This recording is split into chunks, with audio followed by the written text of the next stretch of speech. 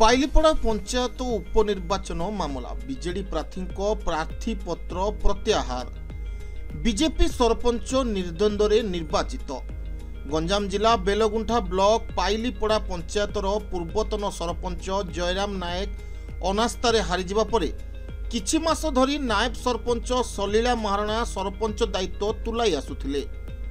चलित मासरे पाइलीपड़ा पंचायतर सरपंच पदवी निमंते निर्वाचन आयोग विज्ञप्ति प्रकाश करबा परे बीजेडी तरफरु पूर्वतन सरपंच जयराम नायक एवं बीजेपी तरफरु शिवराम महाराणा प्रार्थीपत्र दाखल करथिले।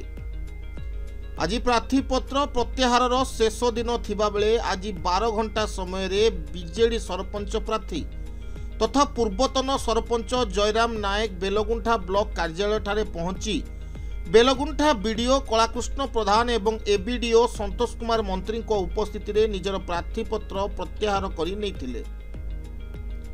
जयराम प्रार्थीपत्र प्रत्याहार करबा परे शिवराम महाराणा को निर्द्वंद्व रे सरपंच भावे अपराह्न 3 घंटा समय रे घोषणा करा जायथिला। एहा परे सोरडा निर्वाचन मंडलीर युव संगठन जितेंद्र कुमार नायक को नेतृत्व रे शह शह बीजेपी नेता एवं कर्मी उपस्थिति रे जयराम बीजेडी छाड़ी बीजेपी रे सामिल होइतिले। से सोरडा विधायक नीलमणि बिशोई को लोकप्रियता उन्नत चिंताधारा एवं कार्यशैली रे प्रभावित होई जयराम बीजेपी रे सामिल होइतबा कथा प्रकाश करथिले। युव संगठक जितेंद्र नायक दलीय उत्तरीय पिंधाई जयराम को बीजेपी को स्वागत करथिले। आगामी दिन में बीजेपी जड़े श्रृंखलित कर्मी भावे बीजेपी को सहयोग करिवे बोली जयराम निज प्रतिक्रिया रे प्रकाश करिसंती।